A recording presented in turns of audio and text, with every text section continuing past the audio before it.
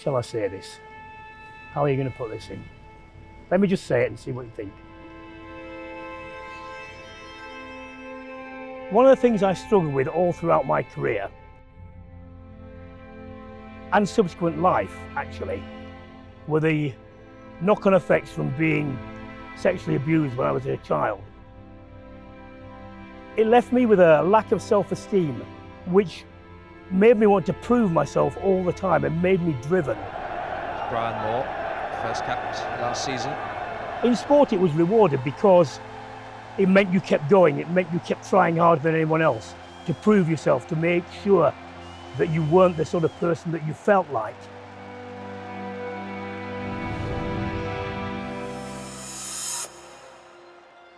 I was born in Birmingham but brought up in Halifax in West Yorkshire. I knew after only one practice session at school that I was going to enjoy rugby because I just liked the contact. I really enjoyed the contact. I went across town to a grammar school called Crossland Porter, which is where my sisters had been. And it's quite simply that they had a PE master that played rugby where everyone else played football. When I had a year off, I didn't go abroad like everyone else and go on a gap year. I stayed and did labouring jobs in the fields and converting houses so I could play senior rugby for Roundhead. You have various coaches on the way up, but really the one that I connected with, I think probably best, was Alan Davis at Nottingham. I got a phone call from a coach up in Yorkshire. He said there's a lad coming to Nottingham University. I think he's a great footballer. I said, well, have you got any sort of advice? And he said, yeah, he said, if I were you, I'd keep him locked up and then let him out on match days. So I said, what do you mean by that? And he said, well, he's very competitive and, you know, and that brings out a level of volatility. And I think he also said, he'll be a great player if you can actually keep him on the field. And he was right, because in those days, I was a bit of a lunatic and frankly, I'm lucky I didn't get filled in. You know, rugby is a game, it's a contact game, and as a hooker, you need that level. If you haven't got that level of aggression and putting one over the opposition, you're not really going to make it to the top.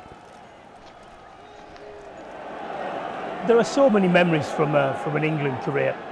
The first cap was a huge experience. Calcutta Cup game. Good strike by the new hooker, Brian Moore, former captain of England B. We beat Scotland at home. I played against Colin Deans, who was one of my childhood heroes. Thrown out of the way and Rutherford clears. Good bit of chasing there by Brian Moore, the New England hooker. It's a very strange feeling to suddenly step on a field and look eye to eye with the person you've watched on television as a schoolboy. And then you have to get over that and think, actually, no, I'm here because I'm supposed to be good enough. And you have to get on with it and do your job. And some people can do it and some people can't. Fortunately, I think I proved in the end that I could. There are also searing memories, not necessarily good ones, like the 1990 Grand Slam game when we were the favourites. We lost in Scotland to a Scotland team that outfought us. It took me a long time to get over that, even though in the meantime, we then won back-to-back Grand Slams. And I don't know if you know this, but in the whole history of the 4, 5 and 6 nations, there have only ever been 5 back-to-back Grand Slams, and we were lucky enough to get that.